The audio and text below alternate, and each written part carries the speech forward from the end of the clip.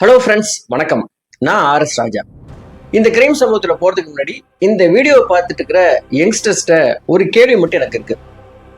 நீங்கள் லவ் பண்ணுறீங்க, அந்த உங்கள் பார்ட்னர் உங்களுக்கு ஃபோன் பண்ணி இன்னைக்கு எங்கள் வீட்டில் யாருமே கிடையாது, நான் தனியாக தான் இருக்கேன், நீ வந்துட்டு போறியா அப்படின்னு உங்களை கூப்பிட்றான்னு வச்சுங்க. நீங்கள் என்ன முடிவு பண்ணுவீங்க? ஒருவேளை இந்த மாதிரி போகிற இடத்துல என்ன நடக்கும் அப்படின்னு சொல்லி ஒரு கியூரியாசிட்டி, ஒரு குறுகுறுப்பு நம்ம எல்லாருக்குமே இருக்கும். அந்த மாதிரியான நேரத்துல நீங்க என்ன முடிவு எடுக்க போறீங்க அப்படிங்கிறது ரொம்ப ரொம்ப முக்கியமான ஒண்ணு. சரி, நீங்க என்ன முடிவு எடுக்க போறீங்க அப்படிங்கறது நீங்க மனசுலயே வச்சுங்க, நீங்க பதில் சொல்ல வேண்டாம். இந்த வீடியோடைய இறுதியில அதை பத்தி நம்ம பேசலாம். இந்த கிரைம் சம்பவத்தை நம்ம பார்க்கறதுக்கு முன்னாடி இது வரைக்கும் சப்ஸ்கிரைப் பண்ணாம இந்த வீடியோ பார்த்தீங்கன்னா தயவு செஞ்சு சப்ஸ்கிரைப் பண்ணீங்க, ஒரு லைக்கையும் போட்டு இந்த வீடியோ கண்டினியூ பண்ணுங்க. சென்னை சூளைமேடுல சட்டன தெரு அப்படின்னு ஒரு ஸ்ட்ரீட் இருக்குது. இந்த தெருவுல வாழக்கூடிய நபர் பேரு சீனிவாசன். இவருக்கு 50 வயசு. இவர் நகை பட்டறையில வேலை பார்த்துட்டு இருக்காரு. அவருக்கு ஒரு மனைவி, 2 மகள்கள் இருக்காங்க. ஒரு வறுமையான குடும்பம் தான் அவங்க குடும்பம். இந்த வறுமைக்கு இடையிலையும் தன்னுடைய 2 மகளையும் எப்படியா நல்லா படிக்க வச்சிடணும் அப்படின்னு சொல்லி ரொம்ப போராடி கஷ்டத்துக்கு இடையிலையும் நல்லா படிக்க வச்சிட்டு இருக்காங்க. மூத்த மகள் பேரு அருணா. தன்னுடைய அப்பா அம்மாவுடைய கஷ்டத்தை உணர்ந்து நம்ம எப்படியாவது படிச்சு இந்த கஷ்டத்துல இருந்து வெளியில வந்துடணும் அப்படின்னு பிகாம் படிக்கிறாங்க. இதுக்கப்புறம் என்ன பண்ணா நம்ம குடும்ப கஷ்டத்துல இருந்து வெளியில வரலாம், அப்பா அம்மாவுக்கு சப்போர்ட்டா இருக்கலாம் அப்படின்னு முடிவு பண்ண இந்த அருணா என்ன பண்றாங்கன்னா, கவர்மெண்ட் எக்ஸாமுக்காக தீவிரமா படிச்சு எக்ஸாம் அட்டன் பண்றாங்க. அவங்க ஆசைப்பட்டது மாதிரி இந்திய உணவு காப்பீட்டு கழகத்துல ஒரு நல்ல வேலை கிடைக்குது. வேலை கிடைச்சதுக்கு அப்புறம் 3 வருஷம் இவங்க பயிற்சி எடுக்கணும். அதுக்காக அந்த 1ஆம் ஆண்டு ட்ரெயினியா அவங்க ஸ்டார்ட் பண்றாங்க. அப்படி போயிட்டே இருக்கும்போது இந்த பெண் கஷ்டப்பட்டு வேலைக்கு வந்துட்டா, இதுக்கப்புறம் நம்ம குடும்பத்துல எந்த கஷ்டமும் இருக்காது. இந்த பெண்ணுக்கு கீழே இருக்கிற தங்கச்சியும் இவளே படிக்க வச்சிருவா. 2 பேருடைய கல்யாணத்துக்கு ஒரு பிரச்சனை கிடையாது. நம்ம குடும்பம் இதுக்கப்புறம் நிம்மதியா வாழலாம் அப்படின்னு அந்த அப்பா அம்மா நினைச்சிட்டு தன்னுடைய மகள் மேல மிகப்பெரிய மரியாதை, ஒரு பெருமை, இப்படி ஒரு பெண்ணை பார்த்ததுக்காக அந்த குடும்பம் அவ்வளவு சந்தோஷமா இருந்துட்டு இருந்தாங்க. அந்த சந்தோஷம் மார்ச் 10, 2015 இன்னையோட முடிய போகுது அப்படின்னு அன்னைக்கு காலையில எழுந்த அவங்க அப்பா அம்மாவுக்கு தெரிஞ்சிருக்க வாய்ப்பு இல்லை. எப்போதும் போல அருணா அன்னைக்கு ஆபீஸ் கிளம்புனாங்க. அன்னைக்குன்னு அவங்க புது ட்ரெஸ் போட்டாங்க. அவங்க அம்மா கேட்டாங்க, இன்னைக்கு என்ன விசேஷம், நல்லா ட்ரெஸ் பண்ணி கிளம்புறீங்க அப்படின்னா, இல்லை எங்க ஆபீஸ்ல ஒரு ஃபங்க்ஷன் இருக்குமா, அதுக்காக தான் இந்த ஸ்பெஷல் ட்ரெஸ் அப்படின்னு சொல்லிட்டு நல்லா ரொம்ப அழகா அலங்காரம் பண்ணிட்டு தன்னுடைய ஸ்கூட்டியில ஏறி அவங்க போறாங்க. தன்னுடைய மகளை அந்த நிமிஷம் தான் நம்ம உயிரோட பார்ப்போம் அப்படின்னு தெரியாம அவங்க அம்மா அருணாவை வழி அனுப்பி வைக்கிறாங்க. எப்பவுமே 9 மணிக்கு வேலைக்கு போன அருணா சாயங்காலம் 5 மணிக்கெல்லாம் வந்துருவாங்க. இடையில மதியான நேரத்துல அம்மாவுக்கு ஃபோன் பண்ணுவாங்க. எப்பெல்லாம் ஆபீஸ்ல ஃப்ரீ டைம் இருக்கோ அப்போ அம்மாவும் மகளும் போன்ல பேசிக்கிறது வழக்கம். அந்த மாதிரி 5 மணிக்கு மகள் வந்துருவா அப்படின்னு எதிர்பார்த்துட்டு இருந்த அவங்க அம்மாவுக்கு 5 மணிக்கு அருணா வரல அப்படின்னு தெரிஞ்ச உடனே ஃபோன் பண்றாங்க. அருணா போனை எடுக்கல. அரை மணி நேரம் விட்டு ட்ரை பண்ணிட்டு இருக்காங்க, போன் எடுக்கவே இல்லை. உண்மையிலே பயந்து போயிட்டாங்க அருணாவுடைய அம்மா. அடுத்து 1 மணி நேரம் கழிச்சு அருணாவுடைய நம்பர்ல இருந்து அம்மாவுக்கு கால் வருது. பதட்டத்தோட எடுத்து பேசுறாங்க. எதிர்முனையில பேசுனது அருணா தான். அம்மா கிட்ட சாரி கேட்கறாங்க. சாரிம்மா, இங்க ஃபங்க்ஷன் போயிட்டு இருக்கு, அதனால உங்க போனை என்னால எடுக்க முடியல, நான் வந்துடுறேம்மா, நீங்க பயப்படாதீங்க அப்படின்னு சொன்னதுதான் அவங்க அம்மாவுக்கு உயிரே திரும்பி வந்துச்சு. சரி, மகள் பத்திரமா வந்துருவாங்க அப்படி நம்பிட்டு இருக்கும் போதுதான் 7 மணியை தாண்டிடுச்சு, மகள் வரல. என்ன இவ்வளவு நேரம் ஆயிடுச்சு அப்படின்னு சொல்லிட்டு அருணாவுடைய அம்மா என்ன பண்றாங்க, மறுபடியும் அருணாவுக்கு ஃபோன் பண்றாங்க. இப்போ அருணாவுடைய ஃபோன் தொடர்ச்சியா பெல் போயிட்டே இருக்கு, ஃபோன் எடுக்கவே இல்லை. மறுபடியும் ட்ரை பண்ணிட்டே இருக்கும் பொழுது அருணாவுடைய ஃபோன் ஒரு நேரத்துல சுவிட்ச் ஆஃப் பண்ணப்படுது. இதை பார்த்ததும் அவங்க அம்மாவுக்கு மெல்லமா பயம் தொத்திக்க ஆரம்பிக்குது. ஏன்னா 7:30 மணியை அப்படி கடந்து போயிட்டு இருக்கும்போது கணவன் சீனிவாசனுக்கு ஃபோன் பண்ணி, அருணாவுடைய ஃபோன் சுவிட்ச் ஆஃப் ஆயிடுச்சு, இன்னும் வீடு வந்து சேரலைங்க அப்படின்னு சொன்னதும், இதுக்கு முன்னாடி ஒரு 6 மணிக்கு நான் வந்துருவேன் அப்படின்னு அருணா சொன்ன தகவலையும் அவங்க அம்மா சொன்னதும், ஏமா ஒரு ஃபங்க்ஷனுக்கு போயிருக்காங்க, முன்ன பின்ன அவங்க இதுக்கெல்லாம் போய் பயந்துட்டு இருக்கிற, அவதான் சொன்னால வந்துருவா, கொஞ்சம் வெயிட் பண்ணு அப்படின்னு சீனிவாசன் சொல்லிட்டு ஒரு வேலையை பார்க்கிறாரு. ஆனா அப்படி சொன்ன அவருக்கும் தன்னுடைய மகள் இவ்வளவு நேரம் வராம இருக்க மாட்டாங்களேன்னு ஒரு பயம். அரை மணி நேரம் கழிச்சு அவங்க ஒய்ஃபுக்கு ஃபோன் பண்ணி வந்துட்டாங்களா அப்படின்னு சொல்லி கேட்கிறாரு. இன்னும் வரல அப்படின்னு அவருக்கும் மெல்லமா பயம் தொத்திக்க ஆரம்பிக்குது. உடனடியா என்ன பண்றது அப்படின்னு தெரியாம குளத்தூர்ல இருக்கிற தன்னுடைய தம்பிக்கு ஃபோன் பண்ணி இந்த தகவல் எல்லாத்தையுமே சொல்றாரு. மகள் இன்னும் வீடு வந்து சேரல, நம்ம என்னப்பா பண்றது அப்படின்னு சொன்னானே, நீ ஒன்றும் பயப்படாதானே, நான் உடனடியா வீட்டுக்கு வர்றேன், நீ வந்துடு, என்ன பண்ணலாம் நம்ம தேடிட்டு முடிவு பண்ணலாம் அப்படின்னு சொல்லி தம்பி அங்கிருந்து புறப்படுறார். இந்த சம்பவம் மார்ச் 10 நைட்டு 8 மணிக்கு நடக்குது. இந்த சம்பவத்தை இதோட ஞாபகம் வச்சுக்கோங்க. நம்ம இன்னொரு குடும்பத்தை பத்தி பார்த்துட்டு இந்த சம்பவத்துக்குள்ள வரலாம். சென்னை அயனாவரம், அதுக்கு பக்கத்துல இருக்கிற நம்மாழ்வார்பேட்டை அப்படின்னு ஒரு பகுதி இருக்குது. இந்த பகுதியில் இருக்கிற விஜே பிளாட்ஸ்ல சி பிளாக்ல செகண்ட் ஃப்ளோர்ல ஒரு குடும்பம் இருக்குது. அந்த குடும்ப தலைவர் பேரு கண்ணப்பன். இவர் ஒரு அரசு ஊழியர், ரிட்டையர்ட் ஆயிட்டாரு. இவருக்கு ஒரே ஒரு பையன். அந்த பையன் பேரு தினேஷ். இவனுக்கு 25 வயசு. இவர் என்ன பண்றாருன்னா, என்ஜினியரிங் படிச்சு முடிச்சுட்டு அம்பத்தூர்ல இருக்கிற ஒரு பிபிஓ கம்பெனில ஒர்க் பண்ணிட்டு இருக்காரு. இவங்க அப்பா கண்ணப்பனுக்கு சமீப காலமா கிட்னி பிரச்சனை. அதனால பக்கத்துல இருக்கிற ஒரு தனியார் ஹாஸ்பிட்டல் கொண்டு போய் காட்டுறாங்க. இதுக்கு தங்கி இருந்து ட்ரீட்மெண்ட் எடுக்கணும் அப்படின்னு சொன்னதுனால அம்மாவும் அப்பாவும் போய் ஒரு ஹாஸ்பிட்டல்ல அட்மிட் ஆயிடுறாங்க. பையன் மட்டும் வீட்டுக்கு வந்துட்டு அப்பாவுக்கு தேவையான ட்ரெஸ் மற்ற விஷயங்கள்லாம் அடிக்கடி போய் கொடுத்துட்டு தன்னுடைய ஆஃபீஸ்க்கு போயிட்டு வர்றது வழக்கம். இது ரெகுலரா ஒரு 2 மாசமா நடந்துட்டு இருக்குது இந்த மாதிரி.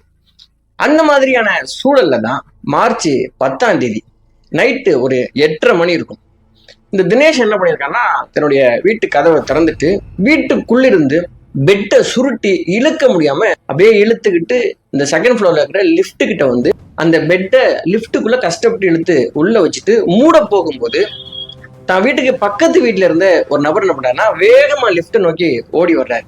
தம்பி இருங்க, நானும் வந்துடுறேன் அப்படின்னு சொல்லிட்டு அந்த லிஃப்ட்டுக்குள்ள அவர் ஜாயின் பண்ணிக்கிறாரு. இவரை பார்த்ததும் தினேஷுக்கு ஒரு சின்ன பயம் தோத்திக்குது. அப்போ அருகில் இருந்த தினேஷ் கிட்ட, என்னப்பா என்ன ஏதோ கொண்டு போயிட்டு இருக்கீங்க அப்படின்னு சொல்லி பக்கத்துல உள்ளவர் கேட்கிறாரு. அப்பாவை கொஞ்ச நாள் ஹாஸ்பிட்டல்ல தங்கணும் டாக்டர் சொல்லிட்டாங்க, அதனால வீட்டுல இருந்து பெட்டு அப்பாவுக்கு தேவையான திங்ஸ் எல்லாம் பெட்டுக்குள்ள உள்ள சுருட்டி கொண்டு போயிட்டு இருக்கேன் அங்கிள் அப்படின்னு சொல்றான். சே, இந்த காலத்துல இவ்வளவு பொறுப்பான பையனா அப்படின்னு சொல்லிட்டு பேசிட்டே இருந்தவர் லிஃப்ட் நின்னதும் இந்த தினேஷ் மட்டும் தனியா அந்த பெட்டை வெளியில பிடிச்சி இழுக்கிறதுக்கு கஷ்டப்படுறான் அப்படின்னு பார்த்து பரிதாபப்பட்டு உடனே என்ன பண்றாருன்னா, இரு தம்பி நானும் ஹெல்ப் பண்றேன் அப்படின்னு சொல்லிட்டு 2 பேருமா சேர்ந்து அந்த பெட்டை தூக்கிக்கிட்டு வர்றாங்க. தினேஷோடைய காருக்கு பக்கத்துல போய் டிக்கியை ஓபன் பண்ணி இந்த பெட்டை தூக்கி டிக்கிக்குள்ள வைக்கிறதுக்கு அவர் ஹெல்ப் பண்றாரு. தூக்கி வச்சதும் ரொம்ப தேங்க்ஸ் அங்கிள் அப்படின்னு சொல்றான். அவர் பய சொல்லிட்டு அப்படியே கிளம்புறாரு. அதுக்கப்புறம் தினேஷ் கார் எடுத்துட்டு கேட்டுக்கிட்ட வரும்போது தான் கவனிக்கிறான், கேட்டுக்கு வெளியில கார் போக முடியாத அளவுக்கு நிறைய கூட்டம் நிக்குது. என்ன அப்படின்னா, அந்த தெருவில் இருக்கிற கோயில்ல அன்னைக்கு திருவிழா, அதனால ஆயிரக்கணக்கான நபர் கேட்டுக்கு வெளியிலேயே நிக்கிறாங்க. அதனால காரை இழுத்துட்டு போக முடியாது அப்படிங்கிறது அவனுக்கு நல்லா தெரிய வந்துருச்சு. உடனடியா இந்த இடத்துல இருந்து போகணும் அப்படின்னு பதட்டப்பட்டவன் கேட்டுக்கு பக்கத்திலேயே காரை நிப்பாட்டிட்டு அங்க இருந்த ஒரு ஸ்கூட்டியை எடுத்துக்கிட்டு பதட்டத்தோட அந்த கிரௌடெல்லாம் தாண்டி போயிடுறான். இப்படி போனவன் எங்க போறான் அப்படின்னா, நேரடியா சூளைமேட்ல சட்டன தெரு இருந்துச்சு இல்லையா, அந்த தெருவுல போயிட்டு ஸ்கூட்டிய அருணா வீட்டுல இருந்து 4 வீடு தாண்டி நிறுத்திட்டு அங்கிருந்து பதட்டமா வர்றான். அவன் கையில அருணாவுடைய ஹேண்ட்பேக் ஒண்ணு இருக்குது. அந்த ஹேண்ட்பேக் எடுத்துட்டு அருணா வீட்டுக்கிட்ட வரும்போது அருணாவுடைய சித்தப்பா, அவங்க அப்பா போன் பண்ணி குளத்தூர்ல இருந்து வர சொன்னார்ல, அந்த சித்தப்பாவும் சித்தியும் கரெக்டா அங்க வர்றாங்க. வந்தோடனே அவங்க கையில இந்த ஹேண்ட்பேக்கை கொடுத்துட்டு, இது அருணாவுடைய ஹேண்ட்பேக்கு உங்ககிட்ட கொடுக்க சொன்னாங்க அப்படின்னு சொல்லிட்டு வலுக்கட்டாயமா அவங்க கையில கொடுத்துட்டு அந்த பையன் அங்கிருந்து எஸ்கேப் ஆயிடுறான். அருணாவுடைய ஹேண்ட்பேக்கு கொடுக்க சொல்லிட்டு போயிருக்கான் போல இருக்குன்னு சொல்லிட்டு அதை வாங்கிட்டு வீட்டுக்குள்ள போறாங்க. வீட்டுக்குள்ள போனோடனே அருணாவுடைய அப்பாவும் அம்மாவும் அங்க இருக்காங்க. இந்த மொத்த குடும்பமா மகளை காணா என்ன பண்றது அப்படின்னு சொல்லிட்டு அங்க இருந்துட்டு அருணாவுடைய எல்லா ஃப்ரெண்ட்ஸுக்கும் ஃபோன் பண்ணி பேசுறாங்க, ரிலேஷன்ஸ்க்கு எல்லாம் ஃபோன் பண்ணி பேசுறாங்க, வந்தாங்களா அப்படின்னு சொல்லிட்டு யாருக்குமே வரலங்கிற தகவல் தெரிய வருது. அப்பதான் அருணாவுடைய அம்மா கவனிக்கிறாங்க, சித்தப்பா கையில அருணாவுடைய பேக் இருக்கு அப்படின்னு. இது எப்படி வந்துச்சு அப்படின்னு சொன்னா, ஒரு பையன் கொண்டாந்து கொடுத்துட்டு போனா, சொல்ல மறந்துட்டேன் அப்படின்னு அவங்க சொல்றாங்க. இப்ப பேக்கை வாங்கி ஓபன் பண்ணி பார்த்தா இந்த பேக்குக்குள்ள அருணா போட்டிருந்த எல்லா நகையும் இருக்குது, அருணாவுடைய போனும் அதுல இருக்குது. இதை பார்த்துதான் அவங்களுக்கு பெரிய குழப்பம் ஆயிடுச்சு. இது என்ன நடக்குது இங்க அப்படின்னே தெரியல. ஏன் இதை அருணா பேகு நகை போன்லாம் கொடுத்துட்டு போயிட்டா அப்படின்னு சொல்லிட்டு அவங்களுக்கு சந்தேகம். மொத்த குடும்பமும் சேர்ந்து வேப்பேரி போலீஸ் ஸ்டேஷன்ல போயிட்டு கம்ப்ளைண்ட் கொடுக்குறாங்க. அந்த கம்ப்ளைண்ட்ல இந்த மாதிரி பேக் நகை இருந்தது எல்லா தகவலும் சொன்னதும் அங்க இருக்கிற இன்ஸ்பெக்டர் என்ன முடிவு பண்றாருன்னா, நீங்க பயப்படுறதுக்கு ஒண்ணும் இல்லை, இது ஒரு காதல் விவகாரம், உங்க பொண்ணு யாரையோ லவ் பண்ணியிருக்காங்க, அதனால அந்த பையன் கூட சேர்ந்து ஓடி போயிட்டாங்க போல இருக்கு, அதுக்காக தான் இந்த நகையெல்லாம் கொடுத்துட்டு உங்களுக்கு மறைமுகமா தகவல் சொல்லியிருக்காங்க. என்ன இருந்தாலும் நான் மிஸ்ஸிங் கம்ப்ளைண்ட்டை எடுத்துக்கிட்டு இந்த பொண்ணை தேடி கண்டுபிடிக்கிறேன், நீங்க பயப்படாதீங்க, வீட்டுக்கு போங்க அப்படின்னு சொல்லிட்டு மொத்த குடும்பத்தையும் அனுப்பிச்சிட்டு இவங்க எஃப்ஐஆரை பதிவு பண்ணிக்கிறாங்க. அப்படி எஃப்ஐஆர் பதிவு பண்ணிட்டு சென்னையில் இருக்கிற எல்லா ஸ்டேஷனுக்கும் இந்த பெண் சம்பந்தப்பட்ட தகவலை அனுப்பிட்டு, இந்த மாதிரி பெண் தகவல் தெரிஞ்சு எங்களுக்கு இன்ஃபார்ம் பண்ணுங்க அப்படின்னு சொல்லிட்டு அவங்க தேடுதல் அந்த ப்ராசஸிங்கை ஸ்டார்ட் பண்றாங்க. இப்படி இந்த விஷயம் போயிட்டு இருக்கும்போது சூளைமேட்ல அந்த அப்பார்ட்மெண்ட் கீழே கேட்டுக்கு முன்னாடி கார் நிப்பாட்டினதுனால 2 வீலரு கார்லாம் உள்ள வரதுக்கு தடங்களா இருக்கு, என்ன இந்த பையன் கார் இங்க நிப்பாட்டிட்டு போயிட்டான் அப்படின்னு சொல்லிட்டு அந்த பிளாட்டை சேர்ந்த வாட்ச்மேன் என்ன பண்றாருன்னா, இந்த காரை எடுக்க சொல்றதுக்காக தினேஷை தேடுறாரு. தினேஷை காணாம். சரி, இந்த கார் நம்ம எப்படியா தள்ளியாவது வச்சிடலாம் அப்படின்னு அந்த முயற்சியில ஈடுபடும் போது அவர் ஒரு விஷயத்த கவனிக்கிறாரு. இந்த காருடைய டிக்கி சரியா மூடப்படாம இருக்கு அப்படின்னு. அந்த டிக்கியை மூடலாம் அப்படின்னு டிக்கியை ஓபன் பண்ணவரு டிக்கிக்குள்ள பெட்டு சுருட்டி வைக்கப்பட்டிருக்கு. அந்த பெட்டை உள்ளுக்குள்ள என்ன இருக்குன்னு பாக்குறாரு. அப்படி பார்த்தவருக்கு பயங்கரமான ஷாக்கிங். இந்த தகவல் அந்த பிளாட்ஸ்ல இருக்கிற எல்லா மக்களுக்கும் பரவுது. வெளியில திருவிழாவில் இருந்த மக்கள் எல்லாருக்கும் பரவுது. பெரிய கூட்டமா அந்த காரை சுத்தி கூடுறாங்க. அந்த பிளாட்ல இருந்த ஒரு நபர் தலைமைச் செயலக காலனி காவல் நிலையத்துக்கு போன் பண்ணி சொன்னதும் போலீஸ் டீம் இங்க வர்றாங்க. இந்த தகவல் வேப்பேரி போலீஸ் ஸ்டேஷனுக்கு வந்து வேப்பேரி போலீஸ் ஸ்டேஷன்ல இருந்து நேரடியா அருணாவுடைய அப்பாவுக்கும் அம்மாவுக்கும் தகவல் போகுது. அவங்க கிட்ட என்ன சொல்றாங்க அப்படின்னா, ஒரு பெண்ணுடைய உடல் கிடைச்சிருக்கு. கண்டிப்பா அந்த உடல் உங்க பெண்ணுடைய உடலே கிடையாது. ஏன்னா உங்க பெண் விவகாரம் ஒரு காதல் விவகாரம். என்னதான் இருந்தாலும் ஒரு முறைன்னு ஒண்ணு இருக்குது. அதனால நீங்க வந்து பார்த்துட்டு இது உங்க பெண் இல்லை அப்படின்னு நீங்க ஐடென்டிபிகேஷன் பண்ணிட்டு மட்டும் போயிருங்க அப்படின்னு சொல்லி சமாதானப்படுத்தி ஜீப்ல ஏத்திட்டு நேரடியா அதுக்கு போறாங்க. போகிற வழியில எல்லாம் அருணாவுடைய அம்மாவும் அப்பாவும் இறந்து கிடக்கிறது நம்ம பொண்ணா இருக்கக்கூடாதுன்னு அவங்க எல்லா சாமியும் வேண்டிக்கிட்டே அங்க போறாங்க. ஆனா அவங்க எவ்வளவு சாமியை வேண்டிட்டு போனாலும் போய் அவங்க பார்க்கும் பொழுது இறந்து கிடந்தது காலையில அவ்வளவு அழகா கிளம்பி போன தன்னுடைய மகள் அப்படிங்கிறத பார்த்ததும் அங்கேயே அவங்க கதறி அடிச்சுட்டு அலறாங்க, மயக்கப்பட்டு கீழே விழுவுறாங்க. இதற்கிடையில உடனடியா அந்த பாடி எடுத்து அட்டாப்சிக்கு அனுப்புறாங்க. அந்த அட்டாப்சில என்ன ரிப்போர்ட் வருதுன்னா, கண்ணாடி ஃப்ளவர் வாஷ்னால அடிக்கப்பட்டு கொலை பண்ணப்பட்டிருக்கு. அது மட்டும் இல்லாம இந்த பெண்ணுடைய கழுத்தை நெரிச்சு கொண்டதுக்கான மார்க்லாம் இருக்குது. இது தெரிய வருது. அது மட்டும் இல்லாம நிறைய நகைக்கீரல்கள் அந்த பெண்ணுடைய உடல், கைகள், கழுத்து பகுதி இந்த எல்லாத்துலயும் இருக்குது அப்படிங்கிறதையும் கண்டுபிடிக்கிறாங்க. போலீஸ் வந்து தீவிரமான விசாரணையில இறங்கும் போதுதான் தெரிய வருது, பிஜே பிளாட்ஸ்ல இருக்கிற ஒரு பெண் அருணாவை பார்த்ததாகவும் ஒரு 5 மணிக்கு மேல தினேஷ் வீட்டுக்குள்ள போறத நான் பார்த்தேன் அப்படின்னு அவங்க உறுதிப்படுத்திருக்காங்க. இது மட்டும் இல்லாம தினேஷ் லிப்ட்ல இருந்து இந்த பெட்டை எடுக்கிறதுக்கு ஹெல்ப் பண்ணார்ல, அவரும் வந்து போலீஸ்ல சாட்சியம் சொல்லியிருக்காரு. இந்த தினேஷ் எங்கதான் போயிருக்கான் அப்படின்னு சொல்லிட்டு ஒரு தனிப்படை அமைச்சு தேட ஆரம்பிக்கிறாங்க. அப்படி தேடினதுல தினேஷ் தன்னுடைய போனை தான் வீட்டிலே விட்டுட்டு போயிட்டான். அது மட்டும் இல்லாம இந்த அருணாவுடைய போனையும் நகையையும் பேக்ல போட்டு கொண்டு போய் அவங்க வீட்டுல ஒப்படைக்கிறதுக்காக வீட்டுக்கு போனான்ல, அது வரைக்கும் தான் தினேஷை பத்தியான தகவல் தெரிய வருது. இதுக்கப்புறம் தினேஷ் எங்க போனா அப்படிங்கிறது போலீஸ்னால கண்டுபிடிக்கவே முடியல. ஒரு முறை கூட அவங்க அப்பா அம்மாவுக்கோ இல்ல நண்பர்களுக்கோ யாருக்குமே தினேஷ் வந்து போன் பண்ணவே இல்லை. அவனுடைய பேங்க் அக்கௌண்ட்டையும் யூஸ் பண்ணவே இல்லை. அதாவது மாயமா மறைஞ்சு போன மாதிரி ஆயிட்டான். 1 வருஷம் 2 வருஷம்ல இந்த நிமிடம் வரைக்கும் இந்த தினேஷை கண்டுபிடிக்கவே முடியல. இந்த தினேஷ் வந்து என்ன பிளான் பண்ணியிருக்கான் அப்படின்னா, அதாவது உண்மையிலே தினேஷ் அந்த பொண்ணை வந்து லவ் பண்ணியிருக்கான், மனசார காதலிச்சிருக்கான். அந்த பெண்ணை தனிமையில கூப்பிட்டு சந்தோஷமா இருக்கலாம், அப்பா அம்மா இல்லை அப்படின்னு முடிவு பண்ணி வர வச்சிருக்கான். வர வச்சவன் அந்த பெண்ணுகிட்ட போயிட்டு அட்டன் பண்ணியிருக்கான். அந்த பெண் அதுக்கு ஈடு கொடுக்கல, ஒத்துக்க மறுத்து இருக்கிறாங்க. அதனால ஒரு மாதிரி காம வெறியில என்ன பண்ணியிருக்கான், அந்த பெண்ணை அடிச்சு கொன்றிருக்கான்.